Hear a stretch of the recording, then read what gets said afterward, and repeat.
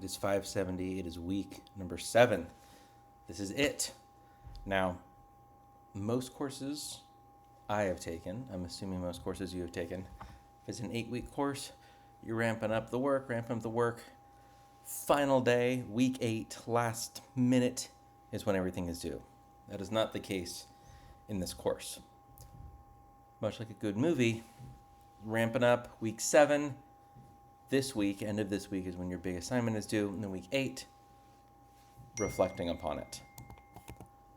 Reflective practice, having a week to reflect and give feedback. Think of it maybe as a film festival that you have to go to that's classmates' videos. They're surprisingly engaging, and let's talk about why they are going to be engaging videos. There's a lot of ways you can record this. It needs to be multimedia, so we need to see stuff and we need to hear stuff at its most basic.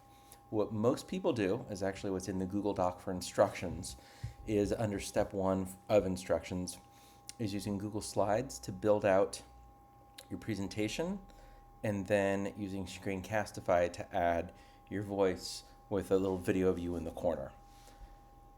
That totally works. If you want to try something new, you can try StreamYard. So StreamYard, we actually used it twice today at my school. It's what we use for our live streams to go to a number of places. For our school, we live stream from StreamYard.com in Google Chrome. Lets us go to Facebook and YouTube, or as my mom calls it, the YouTubes. You set that up once, and then you're able to stream there. The free version gets you a lot. And so if you want to try this, I want to kind of explain the whole thing because it's also just a great resource in general. The paid version lets you go to a bunch of places, add your own logo. Fantastic for a school. If you're a member of CUE.org, Q does nearly all of its live streams and videos and events using StreamYard as well. They pay for like the most basic version of it. I think it lets you schedule up to like 10 events ahead of time, up to a week out. Our school pays for a slightly bigger plan because it's not much more money, like in a tech budget. For an individual teacher, it would be a lot, but as a school, it's very little. So we can actually live stream in 1080p, which these days is still HD. You get other great features, and I also just want to support the company because I love them, which is part of why I'm talking about it now. What's great about it is that it has a present button at the bottom, and you can go directly from Google Slides into StreamYard.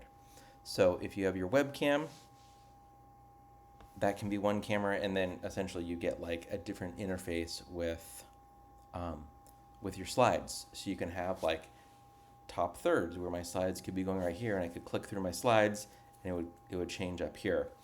You can have it be like 50-50, where it's like your face, your slides. You can have your slides be really big with yourself in the corner, like what Screencastify will often do.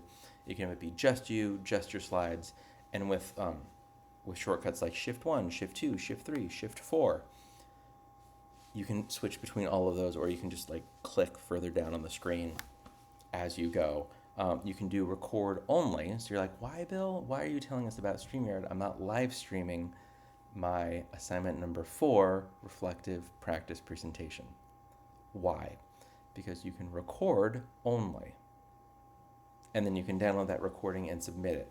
So if you want to try something new, the free version, please use the free version unless you love this and want to pay for it elsewhere. Do not pay for it for this course at all. You'll get a watermarked StreamYard logo in the top corner. It's like a little duck that, I don't know, I can do like a dog. It needs to be a shadow. That's not the sound a dog makes either. What am I doing?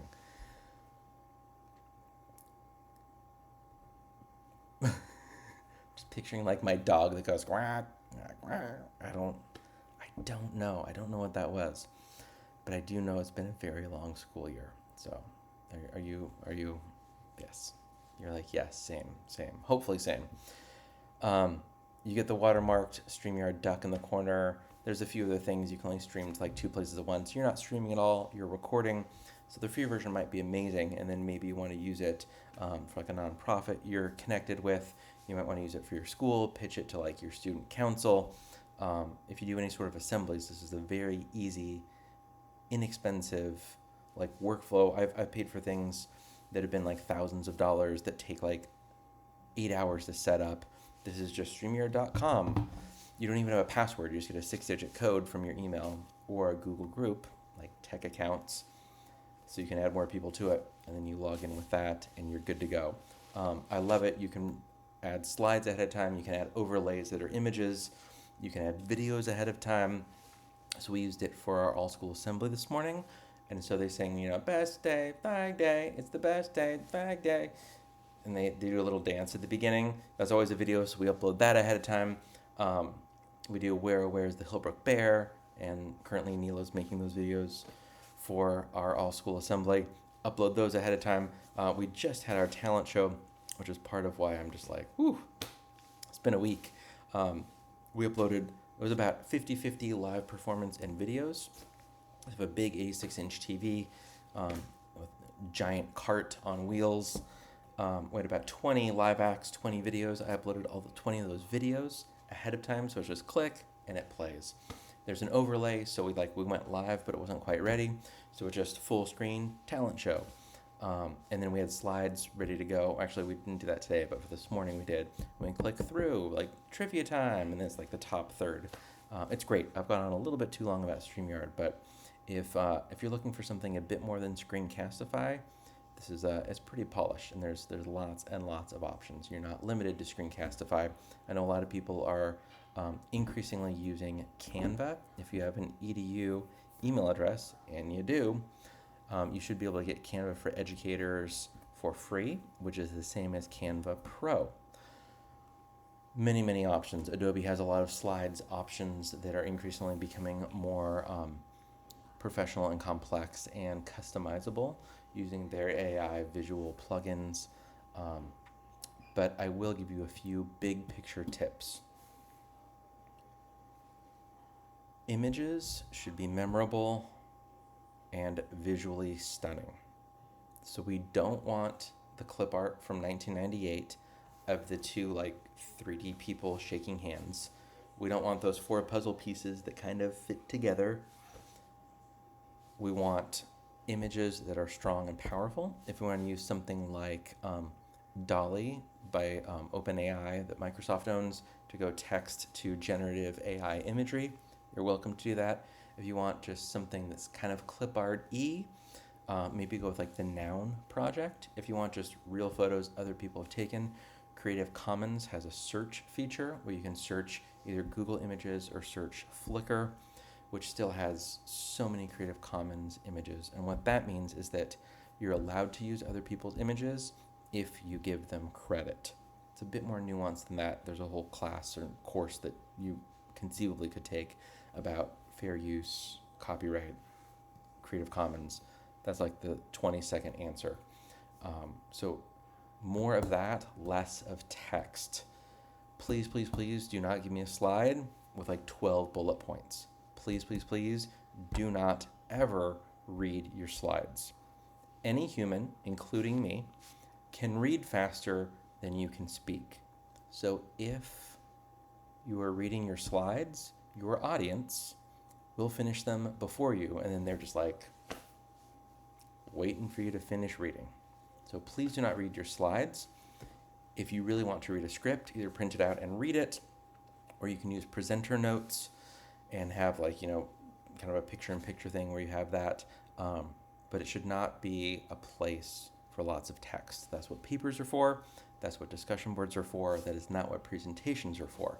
Presentations should have little, if any, images or text. Lots and lots of images. Think more movie, think less research paper. Fair enough? Enough resources? Hopefully, yes. Make sure you're looking at the rubric. This is a significant assignment. This is a big percentage of your final grade. I went over really what that 10 points of your rubric is just called general aesthetics. Part of what that is what I was just describing. I feel like that rubric isn't as detailed as it could be, and so all of that is in there. The other part that under the general aesthetics is this needs to be under 10 minutes. It should be at least 5. I can't imagine you covering everything to get 4 out of 4 on the rubric and have this be under 5 minutes, but less than 10. Please, less than 10 minutes. I think that's all I have to say about that. Let's talk about a couple other things. That was your reflective practice presentation, assignment number 4. You do have a discussion board. This is my favorite discussion board of the entire course. This is the author, David Foster Wallace. This is Water.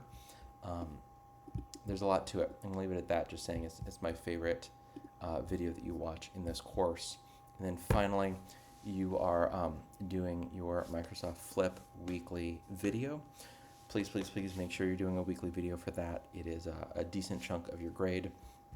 And that is part 2 of,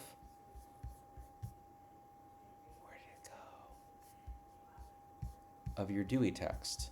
It just popped to like a weird part, starting with chapter 5.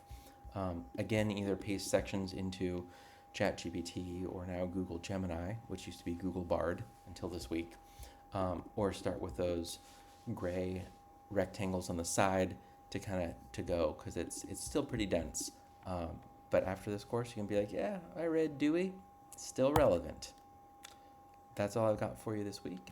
If you have questions, do reach out and hang in there. The reading is dense, and this is a big project, a big presentation. The last thing I'm going to give you is just a suggestion. Do you remember when we were all so young? Do you remember back when I was talking about the StreamYard duck that was like a dog going quack, quack, quack, but it was like a duck? I could have redone the whole video, but it wasn't me not knowing what I was going to say and like not having a plan for the video. It was me like saying something that kind of surprised myself and just kind of going with it, which is what I would encourage you to do. If you start and you're like on slide 3 and you find yourself reading the slides, that's a very different thing. That's, oh, I didn't know what I was going to say, or I was just using like my my slides as a teleprompter. That's different than like you start talking and you're just like, oh my gosh, I can't believe I said that. Anyway, as I go, just like you would like in a live class presentation. So please do not redo it 10 times if you just like stumble upon your words or kind of lose your train of thought, because that happens sometimes. If you haven't practiced it enough, then yeah, go back and redo it to get a little more practice so it's a bit more polished. It should be polished. It should not be perfect. It should not be reading slides, and looking forward to seeing what it's going to be. And you're going to hear each other's videos in week 8. So that is all. Happy week 7, everybody.